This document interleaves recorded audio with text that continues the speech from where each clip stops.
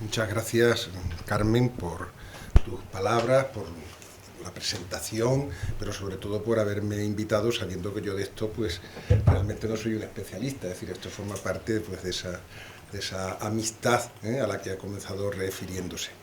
Yo tengo que decir además que aquí Carmen no es la única amiga, porque estoy rodeado de amigos y de colaboradores y de gente con la que he estado trabajando desde hace ya pues bastantes años y con los que siempre es, lo primero es un honor y después es un gran placer pues encontrarme y seguir trabajando y seguir haciendo cosas, porque para los que no lo sepáis, porque estáis tan acostumbrados a estar en el CEU, que ya pues es algo, pero como yo llevo como 40 años, aparte de esos años que estuve de rector aquí en Madrid, pues como 40 años en la universidad pública, en Cádiz y tal, y después muy vinculado a la Universidad de Sevilla por otros motivos, etcétera, no sabéis, eso lo digo siempre, el privilegio que es, a pesar de todas las dificultades y de lo que se quiera, el estar en una casa como esta. Así que yo cada vez que tengo que venir, y vengo con muchísima frecuencia, como sabes, especialmente a Madrid, pues estoy súper encantado, ¿no? Bueno, yo he empezado diciendo que yo propiamente no soy un experto en temas de familia. Y es una verdad a medias, porque lo he sido, incluso podría decir que lo soy, pero en la familia medieval. Yo hice mi tesis sobre el linaje medieval en Andalucía, ¿no? Y entonces, bueno, pues quieras que no, a partir de aquellos ya muchísimos años, pues siempre he tenido cierta familiaridad, valga la redundancia, con los temas de familia, siempre me han interesado y sobre todo procurar ver pues cómo la familia no es una institución, aunque muchas veces la vemos así, pues podríamos decir monolítica y congelada en el tiempo, sino como es algo que evoluciona extraordinariamente pues en función de muchísimos factores que ahora no vamos a ni siquiera comenzar a enumerar. Pero hay que decir que durante mucho tiempo la idea que se tenía en común la gente pues era de la familia pues como algo pues prácticamente inconmovible, ¿no? Y la familia de siempre, la familia tradicional, la familia, etcétera, ¿no? Y solamente, pues, a partir de los cambios en la historiografía que comienzan a producirse en los años 60, pero sobre todo en los años 70, empieza a darse mucha importancia a los estudios familiares, ¿no? Por eso es por lo que yo hice mi tesis. Yo empecé a hacerla en los años 80 y estaban pues, en plena ebullición en ese momento los estudios sobre la familia. Y una de las cosas pues, que demostraron esos estudios, ahora voy a leer algunas cosas sobre eso que creo que nos sirven como punto de arranque, pues es que efectivamente la familia es objeto y ha sido objeto siempre pues, de una evolución a lo largo de la historia que nos presenta pues, muy distintos modelos, etcétera. Yo soy un convencido, lo quiero decir desde ahora, que por mucha evolución que ha habido en la familia, la cumbre del modelo familiar es el modelo familiar que nosotros hemos conocido y el que hemos vivido. O sea, eso también cuando se observa los frutos sociales, personales, familiares, evidentemente, es decir, en el entorno familiar de ese modelo, se ve pues, que verdaderamente su generalización, por muy deteriorado que ahora pueda presentársenos, pues, ha sido un gran logro civilizatorio, ¿no? Y perderlo, o cuestionarlo, o erosionarlo, pues es algo catastrófico. Lo vamos a ver también con algunos datos y cosas que debo fundamentalmente pues, a esta presentación de mi muy buen amigo Alejandro Macarrón, que en su momento pues, veremos algunos datos que él ha elaborado. Sabéis que Alejandro Macarrón es el gran demógrafo, sin ser demógrafo de profesión, él es ingeniero, pero muy pues, preocupado por estos asuntos demográficos y la evolución demográfica, no solamente de España, sino del mundo entero, se ha convertido en el gran referente de eso. Y en el año 2014 pues, hizo en una jornada, Valbuena de la Rosa, que creo que son cosas que organiza precisamente el Instituto de la Familia, pues hizo este estudio que después pues, complementaré con algunos datos más actuales y que nos hacen ver pues, cuál es la situación pues, más o menos actual de la cosa. Como yo os decía, y ya con esto ya sí que ya empiezo, pues en los años 80 hay un verdadero estallido de interés de los historiadores sobre la familia y su evolución. Y hay muchísimas publicaciones sobre eso. Y hay una, entre ellas, que quiero destacar, que se llama Historia de la Familia, una publicación francesa, que son 2 gruesos volúmenes que se publicó en Francia en una gran editorial, en Armand Collin, en 1986, y que se traduce inmediatamente al español y se publica por Alianza Editorial en 1988. Esto ya nos da una idea del interés que en ese momento había y también de la importancia de la obra, el hecho de que se tradujese tan inmediatamente al español. No voy a decir quiénes fueron sus directores, que son 4 especialistas de primerísimo nivel. Los prólogos, para que os hagáis una idea, están hechos nada más y nada menos de esa obra que por Claude Lévi-Strauss, que es un gran antropólogo, estudioso de las estructuras familiares desde la prehistoria, etcétera, y por Georges Duby, que es, pues, en ese momento era no ya el medievalista, sino posiblemente el historiador más importante de Francia. Y en realidad lo que representa es la contribución al tema de esa famosa escuela de los anales, que muchos pues habréis oído hablar, escuela historiográfica de los anales, que ha marcado la evolución de la historia, de la historiografía europea, pues de los últimos 50 años. Ahora puede estar un poquito más decaída, pero desde luego, después de la Segunda Guerra Mundial, la más importante con diferencia. Así que es una publicación llamada a tener mucha repercusión. Y estoy haciendo toda esta introducción porque quiero leeros después algunos párrafos de las conclusiones en el último volumen, en el que los 4 coordinadores de la obra pues hacen un poco una visión de futuro sobre hacia dónde va la familia en el año 86, y es muy interesante por ese motivo, porque además no lo hace cualquiera y en una obra de tanta significación. Bueno, pues esta obra disecciona los modelos familiares desde Sumer y Babilonia a los tiempos actuales, ¿no? Es una obra fenomenal en ese aspecto, es un alarde impresionante de conocimientos, ahí están todos los mejores especialistas, etc. Y como os decía, al final del tomo 2 hay una reflexión que firman los 4 coordinadores y que se llama El futuro de la familia. Y yo os voy a leer ahora, algunos son pocas páginas, en realidad ese texto son 6 páginas, pero por supuesto no lo voy a leer ahora entero, pero sí algunos párrafos para que veáis cómo en una obra como esta, y especialistas de primerísimo nivel, cómo se imaginaban que podía ser el futuro de la familia en el año 86, que está ahí, como quien dice, a la vuelta de la esquina. Vamos, yo de hecho pues me casé del año 82, así que como imagino, yo estaba en ese momento, o sea que es que a vosotros los más jóvenes os parecerá una cosa remota, pero para muchos de los que estamos aquí, y especialmente para mí, pues esto es ayer mismo, ¿no? Bueno, el futuro de la familia, empiezo acortando, dice: nuestra historia de la familia descarta la hipótesis evolucionista que ha predominado durante mucho tiempo en las ciencias sociales, de una transición progresiva y universal de la tradicional familia ampliada a la familia nuclear moderna. Esa familia tradicional ampliada pues son esas estructuras familiares amplias que hubo pues, también en Europa y en otros muchos sitios, que podremos llamar clanes, que podemos llamar linajes, los nombres que les demos. Y había un poco la convicción de que se evolucionaba casi necesariamente desde esas formas familiares amplias hacia la forma nuclear. Bueno, decir esto lo sabéis de sobra, lo que es la familia nuclear, y por lo tanto me voy a entretener en eso. Y dice: en el origen de la hipótesis evolucionista estaba la idea de que la familia correspondía a un estado arcaico y, por así decirlo, presocial de la sociedad, y que por tanto estaba condenada a disminuir y disolverse a medida que las sociedades se desarrollan y diversifican. Luego viene a decir que esto no es exactamente así, que en muchos sitios siguen teniendo importancia, pero dice: la modernización de las sociedades no se ha hecho contra la familia, esto se decía en el año 86, sino con ella. Tan pronto grupo de residencia como red, la familia es un punto de apoyo tanto para el individuo que tiene que desplazarse, entrar en la ciudad, penetrar a los nuevos mercados laborales, como para los miembros de la burguesía y las principales empresas capitalistas.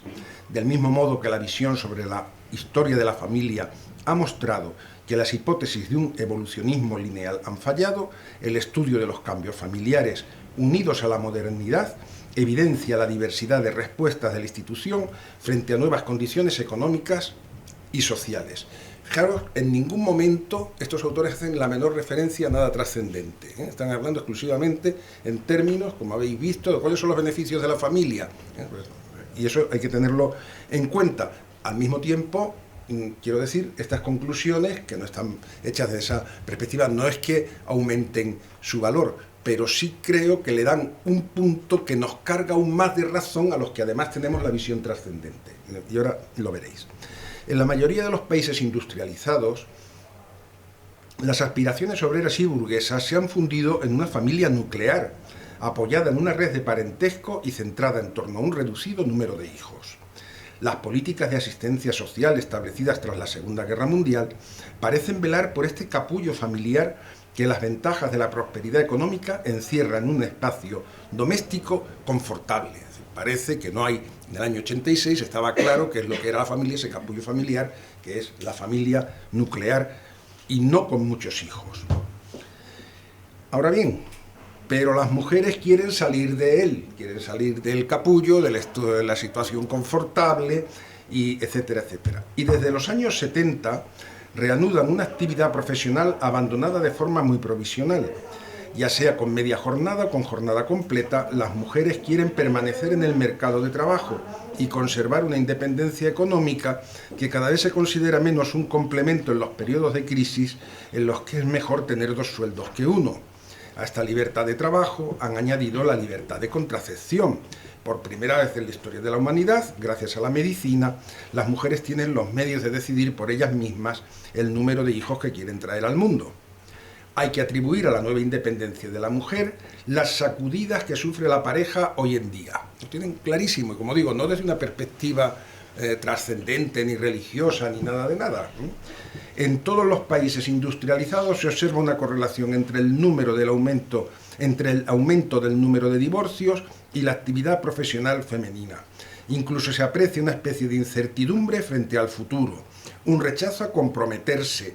Fijaros, esto dicho en el año 86, se aprecia, parece que hay un rechazo a comprometerse, un deseo de recobrar más fácilmente la independencia. Es en este sentido como se puede interpretar el desarrollo de la cohabitación no sancionada por un vínculo legal. La crisis de la pareja, ¿significa la muerte de la familia? Al contrario, fijaros el optimismo en aquel momento, parece reforzar las redes de parentesco sobre las que pueden apoyarse segmentos de linaje familiares que quizás se conviertan en segmentos de linaje femeninos, es decir, la importancia de la mujer ahora como sostén verdadero de la familia, hasta el punto de que la familia, esos segmentos de linaje, que son grupos de familia, no vienen pues por una línea patrilineal, sino que la mujer va a ser la que ellos dicen pudiera ser que quizás se conviertan en segmentos de linaje femeninos, en la medida en que los hijos siguen siendo criados por la madre. O sea, y aquí se ve claramente que la familia, o sea, que la pareja como tal empieza a entrar en crisis. Sigo un poquito más adelante. La disminución del tamaño de la familia nuclear tiene una doble consecuencia. Por una parte, limita el número de germanos, o sea, de hermanos y los más allegados, y a largo plazo amenaza la propia existencia de la red de parentesco.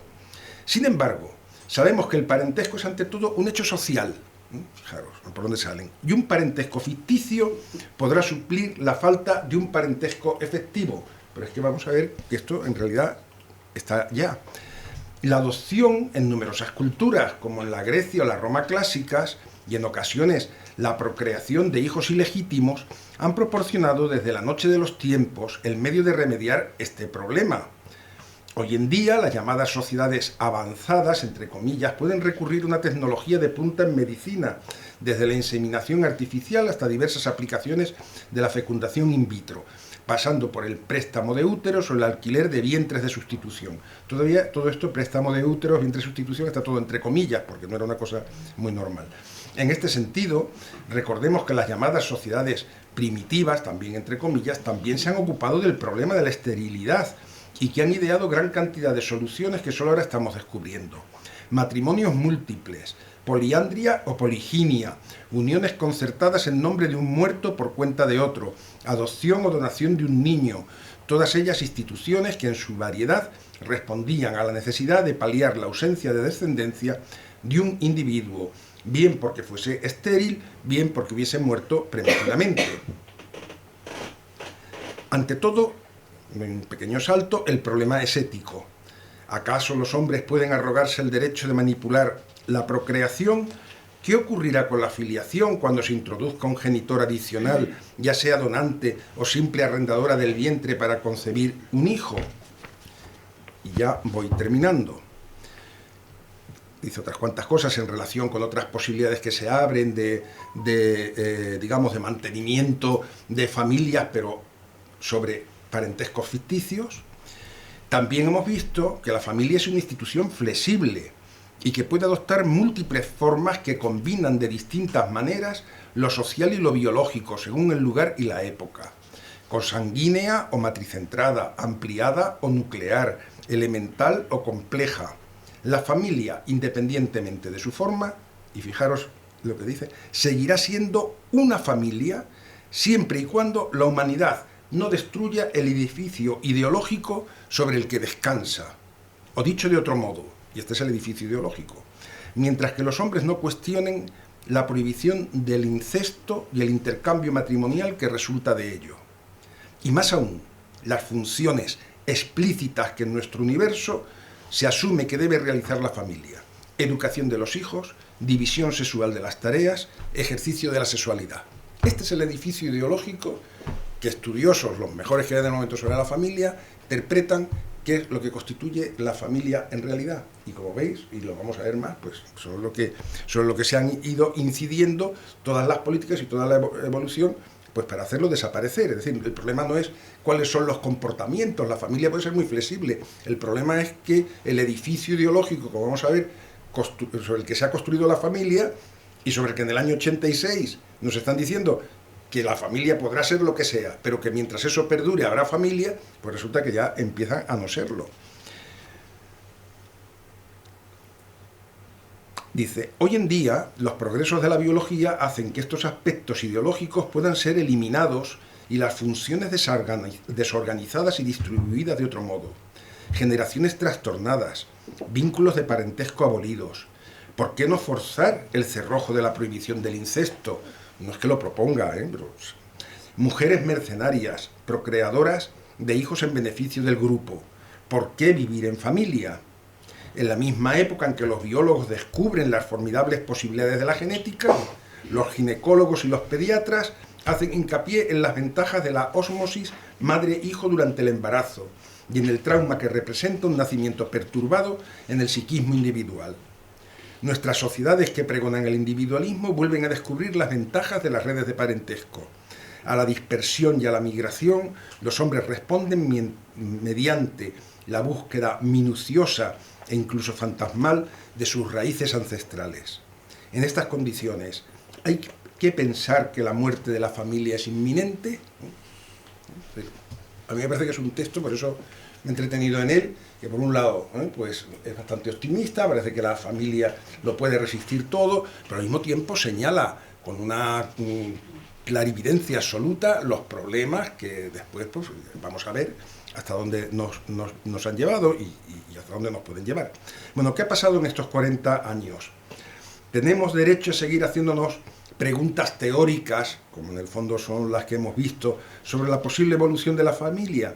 ¿Podemos seguir afirmando que la muerte de la familia está lejana? ¿Se han dado ya los pasos necesarios para que el edificio ideológico sobre el que descansa la familia se venga abajo?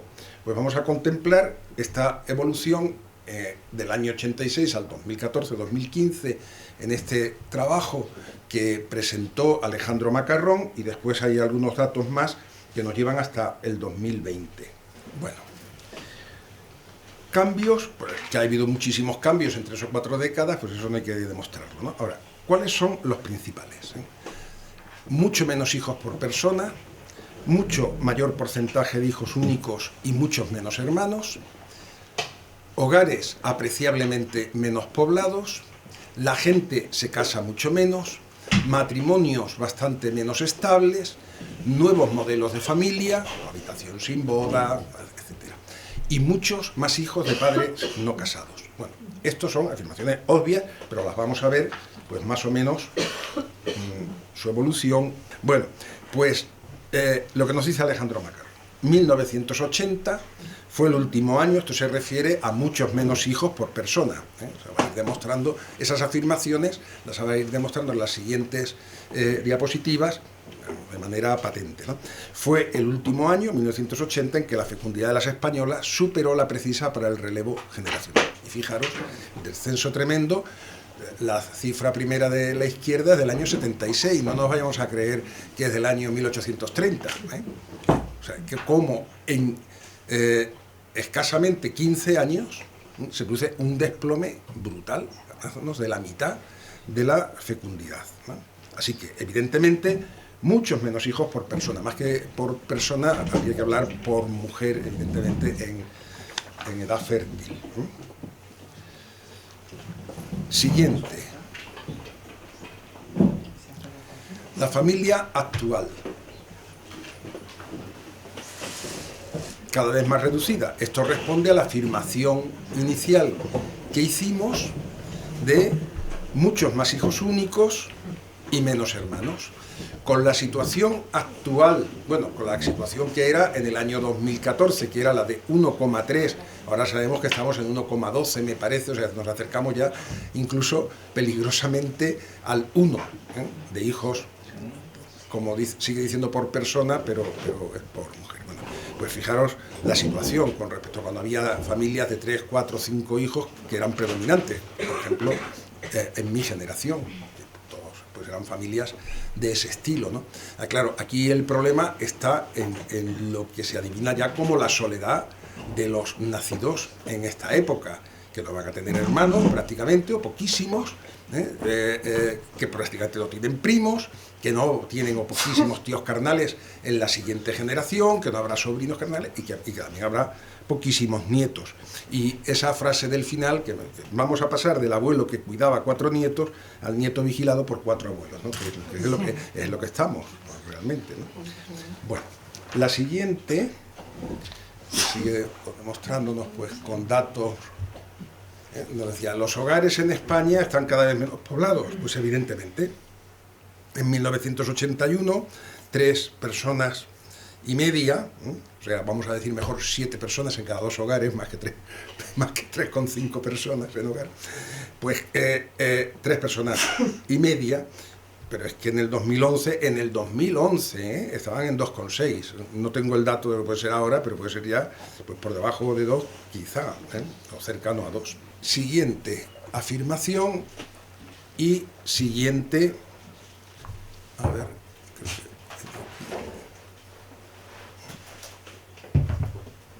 sí, esta es la que nos sirve. Que ahora la gente, pues es que no se casa, era la siguiente afirmación que se hacía. Antaño lo hacían casi todos. Es que hemos pasado a una situación tremenda. En el año 2012 la perspectiva, que ahora es muy inferior, de casarse alguna vez en la vida de los españoles está en torno al 45%, es decir, que hay más de un 50% de personas que han decidido o que no van a tener posibilidad de casarse. Pero es que, efectivamente, yo me acuerdo muy bien, porque yo era joven, pero en los años 76, 78, casi el 100%, el 90 y tantos por cien de las personas aspiraban a casarse y conseguían casarse antes de los 60 años alguna vez en su vida, ¿no? Yo, de todas maneras, como a partir del año 80 empieza a bajar de una forma, con pequeños altibajos, pero una situación tremenda, ¿no? Bueno. Todo esto tiene mucho que ver también con el tema de las rupturas matrimoniales. Las rupturas matrimoniales, fijaros la evolución entre el año 2000 y el 2006, es que es increíble lo que sucedió en aquellos años. Se pasó de en torno al 45% al 70%, es decir, que los matrimonios que se realizan, no quiere decir que en el mismo año, pero que en ese año se separaba el 70% de aquellos matrimonios que se casaban, no ellos, sino el número. Si se casaban 100.000 personas, había 70.000 separaciones o divorcios, ¿vale? No tenían que ser, al cabo del tiempo, pues claro, muchos de ellos acababan, los que se casaban ese año acababan divorciándose también. Ha habido altibajos que están muy en relación con las crisis económicas. Las crisis económicas son fantásticas para preservar los matrimonios. Yo siempre he dicho que lo que sostiene un matrimonio por encima de todo son 2 cosas: los hijos, sin duda alguna, y las deudas y la hipoteca. Eso es clarísimo. Entonces, en épocas difíciles económicas, pues los matrimonios se lo piensan más, ¿no? A la hora de separarse y tal. Bueno, esta sería otra de las afirmaciones iniciales que hace Alejandro Macarrón. Bueno, este es otro fenómeno impresionante que desde luego vamos, mi generación lo ha vivido de cabo a rabo y que a mí es algo que me produce, bueno, al principio sorpresa y ahora es estupor, ¿no? Es decir, el porcentaje de nacidos en España de madre no casada, que antes era una cosa residual y vinculado pues, a clases marginales, y que ahora, pues, sin embargo, pues fijaros, en el año 2012 estábamos cerca del 40%, ahora ya es mucho más. Claro, esto tiene mucho que ver con el deterioro general de la familia, pues para asegurar ese vínculo del que estábamos hablando, que era el cemento eso, ideológico de lo que significaba la familia, ¿no? Bueno, naturalmente tenemos que recalar en esta tremenda también cifra, porque claro, al final esto es una consecuencia de todo lo anterior, ¿no? El aumento espectacular del aborto desde el año 87 hasta ahora aumentado, ¿eh? En estos últimos años estamos ya en más del 20% de los concebidos, del 20% de los concebidos abortados, ¿eh? Porque eso yo cada año, en el artículo semanal que hago en la prensa, pues cada año me ocupo, cuando se publica la cifra de abortos, publico un artículo que es exactamente el número de abortos de ese año, ¿no? Y siempre, pues, una cosa que he visto cómo va creciendo es el porcentaje de abortos sobre los concebidos, que supera ya el 20%, lo supera. También es verdad que ahí dice que eso para Alejandro Macarrón tiene importancia, porque él es ante todo demógrafo y tal, tanto por ciento de embarazos de españolas nativas, porque sabemos también, y sabéis muy bien, que entre las inmigrantes es mucho mayor el porcentaje de abortos, ¿no? Bueno, a ver, seguimos. Las mujeres jóvenes, tremendo. Bueno, y ahora conclusiones sobre esto en el panorama. La familia de siempre es ya minoritaria en España. Eso lo era en el 2012 o 14. Y va camino de serlo cada vez más. Los hogares con hijos de pareja no casada o de madre no casada sin pareja van camino de ser la mayoría de los que albergan hijos. Los hogares monoparentales, que eran 1,7 millones en 2011, un 47% más que en 2001, y ahora pues esto se ha disparado, ¿eh? Después veremos algunas cifras actualizadas. En 4 de cada 5 hogares de este tipo, la madre es el adulto. Dice, como nota interesante, en los hogares con pareja vive un 12% más de hijos que en los monoparentales. Es decir, que naturalmente los hogares, los que hay padre y madre, pues hay más hijos. En 2011, pues había casi 500.000 hogares con algún hijo no común, ambos miembros de la familia. Esto que era rarísimo hace solamente unas décadas. Los hogares con parejas sin hijos han crecido un 55% de 2001 hasta 2011, hasta los 3,8 millones. Es decir, hay un montón, muchísimas familias, 3,8 millones en aquel año, ahora son muchas más, que simplemente que no quieren hijos o no se plantean tener hijos o no pueden tenerlos. Bueno, esto ya aquí terminamos. Y ahora de otro trabajo de Alejandro Macarrón, que no lo pongo ahí, pero os ofrezco algunos datos suyos actualizados hasta el 2020. Y dice así: con las pautas de fecundidad ya de 2019, el 40% o más de los jóvenes españoles no tendrá ni siquiera un hijo. Y de más mayores, en torno a la mitad no tendría ni siquiera un nieto. Hace solo una generación, solo del 10 al 12% de los españoles no tenía niños. O sea, se ha pasado del 10-12% en una generación al más del 40% en 2019.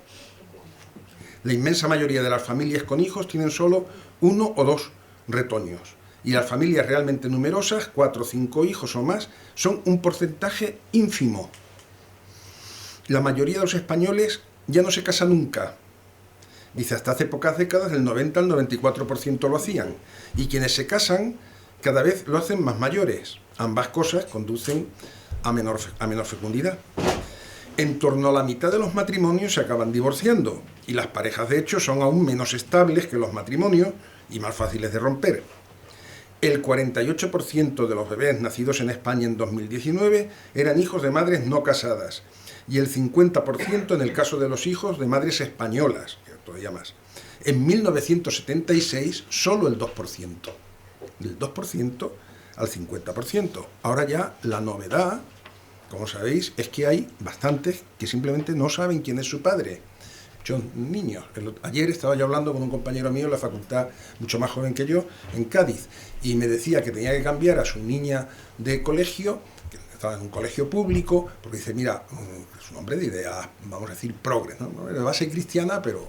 Y decía, es que, claro, es que mi hija, él está casado, tiene su familia, cada familia normal. Dice, es que claro, allí todos los niños, que son muy pocos en el aula, son casi todos hijos de matrimonios separados, y es que hay dos que es que no saben ni quién es el padre. Y dice, ¿y ahora qué sucede? Que mi hija es el bicho raro. Y resulta que empiezan pues a señalarla como la rarita, ¿no? ¿Por qué? Porque tiene su padre y su madre. O sea, tan increíble como esto, ¿eh? Bueno, esto es de ayer mismo, ¿eh? Por supuesto, hay un número creciente de hogares alternativos, esto lo va diciendo Alejandro Macarrón, parejas de hecho, monoparentales, reconstituidos o formados por parejas homosexuales, aunque estos siguen siendo muy minoritarios. Como resultado de lo anterior, crecen el invierno o declive demográfico, la soledad y la despoblación de los hogares, el tanto por ciento de los que sufren el trauma de la ruptura familiar, ya adultos, ya niños, el tanto por ciento de niños que se crían sin su padre o madre biológico y de los que nunca lo llegan a conocer, y no por fallecimiento. Bueno, pues esta es la situación que está a 2020 y ya lo podemos imaginar que a 2025 pues todos estos índices, todos, no uno que es que tal, todos se han agravado en todos los órdenes, ¿no?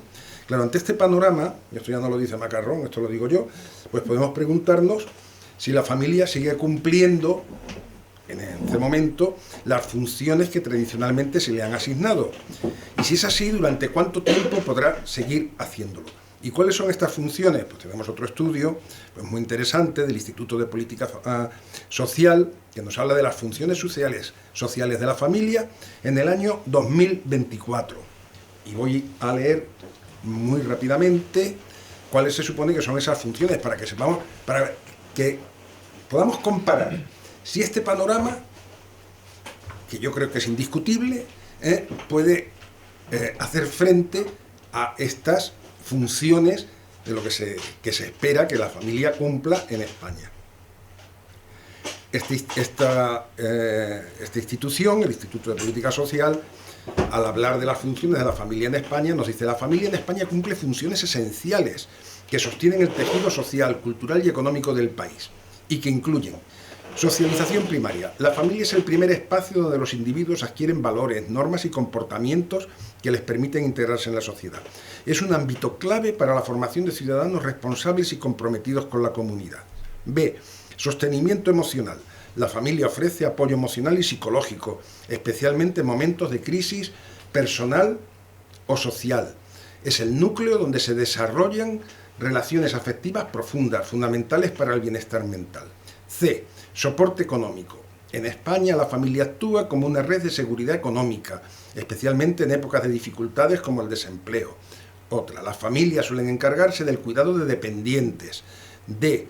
Reproducción y perpetuación cultural. La familia es clave en la transmisión de tradiciones, lenguas y valores culturales que definen la identidad nacional. También juega un papel en la educación moral y ética de las nuevas generaciones. Por último, protección social. Las familias son las principales proveedoras de cuidados a niños, ancianos y personas con discapacidad. En España, donde la población está envejeciendo, el rol de la familia en el cuidado de los mayores es cada vez más crucial.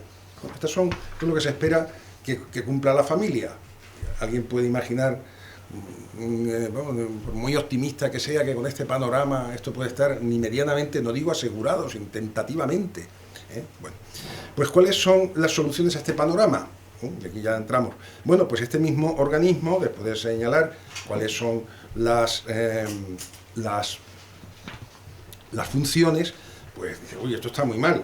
Pues vamos a plantear 30 y tantas medidas urgentes, Y aquí vamos a ver, voy a leer muy por encima medidas de apoyo económico, de conciliación social y familiar, de protección social, educativa, fomento de la natalidad, medidas para proteger el matrimonio y reducir los divorcios, protección a los menores, fortalecimiento de las políticas intergeneracionales. Vamos a ver algunas, porque es curioso, porque nadie puede ignorar que esta institución, o sea, este centro de estudios, pues tiene la mejor de las intenciones y de las voluntades, que es fortalecer a la familia, que pueda cumplir sus funciones. Pues vamos a ver qué propone. ¿Y qué es lo que propone? Pues son las siguientes. En primer lugar, por supuesto, medidas de apoyo económico. Selecciono las más importantes, las que ponen las primeras. Incrementar las ayudas directas por hijo. 2. Reducir la carga fiscal para familias con más de 2 hijos. Más adelante, ofrecer acceso gratuito subvencionado a guarderías y centros de día. Bien, esas son las económicas. Medidas de conciliación laboral y familiar. Promover horarios laborales más flexibles. Incentivar el teletrabajo. Aumentar la duración de los permisos de paternidad y maternidad. C. Políticas de protección social. Ampliar el acceso a viviendas sociales para familias numerosas. Otra, asegurar la cobertura sanitaria universal para toda la familia. Otras, medidas educativas. Ampliar las becas escolares para familias con bajos ingresos. Fortalecer la educación en valores familiares en las escuelas. Fomento de la natalidad. Establecer un bono bebé para fomentar los nacimientos. Crear incentivos para las empresas que contraten a mujeres embarazadas. Garantizar la gratuidad de los tratamientos de fertilidad en la sanidad pública. F. Medidas para proteger el matrimonio y reducir los divorcios. Ofrecer servicios de terapia de parejas subvencionados. Implementar campañas de sensibilización sobre los beneficios de la estabilidad familiar. G. Protección a los menores. Fortalecer las medidas contra el abuso infantil. Otra. Ofrecer apoyo psicológico gratuito para niños en familias divorciadas. H. Fortalecimiento de las políticas intergeneracionales, fomentar la convivencia intergeneracional mediante incentivos fiscales. Y una vez que leo todo esto, digo, bueno, ¿y todo esto quién lo paga? Porque, si como veis, todo es subvencionar, dar dinero por aquí, dar dinero por allá, ofrecer no sé qué, que si tal. Bueno, ¿y todo esto qué pasa? Todo esto ¿quién lo paga? Empezando por ahí. Luego también sabemos, porque estas cosas, vamos, en España todas estas medidas familiares y todo eso están en mantillas. Pero en otros países de Europa, donde estas cosas están mucho más desarrolladas, no creáis que consiguen efectos muy diferentes. Vamos, más bien va por delante de España en todo, ¿no? Es decir, si hay algo que tenemos claro es que con medidas económicas no se resuelve el problema. Bueno, conclusión del informe. El informe presentado evidencia de manera clara y contundente la situación crítica que enfrentan las familias en España. Los indicadores que hemos analizado muestran un panorama desolador en el que las políticas públicas han fallado en priorizar y fortalecer este núcleo esencial de la sociedad. La falta de voluntad política para abordar las necesidades reales de las familias, junto con la ausencia de medidas efectivas y sostenidas, pone en riesgo no solo el bienestar de las generaciones actuales, sino también el futuro demográfico, económico y social del país. Bueno, esto dice esta benemérita institución, y esto ya lo digo yo. Bueno, la cuestión es si estas medidas pues pueden ser suficientes. En segundo lugar, si es que son posibles. En tercer lugar, si no llegan demasiado tarde, o si no son simplemente buenistas, ¿no? Pues claro, uno se pone al mundo a desear cosas, ¿no? Y tal. Porque yo lo que creo es que no abordan ninguna de las dos grandes causas de la evolución actual de la familia, y que, ojo, ya la señalaron perfectamente en el año 86 los estudiosos de eso, después de hacer sus 2 gruesos tomos sobre la evolución de la familia. Pero que, como habéis visto, aquí no se mencionan absolutamente para nada. Y claro, esto es donde está el problema, es donde tiene que ir la solución. Yo no voy a decir cuál es la solución, pero el problema es evidente. Ya se veía en el año 80, se veía venir el acceso masivo de la mujer al trabajo y la posibilidad de la contracepción llevada a límites extremos. Al final, es el concepto de ser humano como individuo con libertad absoluta sobre su destino, sin que ningún compromiso o traba de carácter familiar, social, patriótico o religioso pueda perturbar esa capacidad. Yo soy el dueño absoluto de mi vida, nadie me puede decir qué es lo que yo tengo que hacer, ni siquiera sugerirme si estoy obrando mal o bien en relación con lo que enseguida se tapa con la esfera de la intimidad, cuando en realidad es una cuestión social, como hemos visto, que son efectos perturbadores de tipo social, de carácter general, es más, que ni siquiera es en España, sino ni europeo, ya es mundial. Y entonces, la pregunta que tendríamos que hacernos es, en este seminario al menos, si estamos ya, a la vista de la situación, en condiciones de discutir esos verdaderos tabúes de la sociedad actual. Si estamos dispuestos también a pagar el precio por hacerlo, porque en el momento en que empecemos a señalar estos problemas, pues ya sabemos lo que nos va a caer encima. Entonces, a partir de ahora, pues vosotros diréis, ¿no? Pero a lo mejor resulta que hay otras soluciones que a mí ni se me han pasado por la cabeza ni las he leído en ninguna parte. Bueno, hasta aquí he llegado yo. Bien.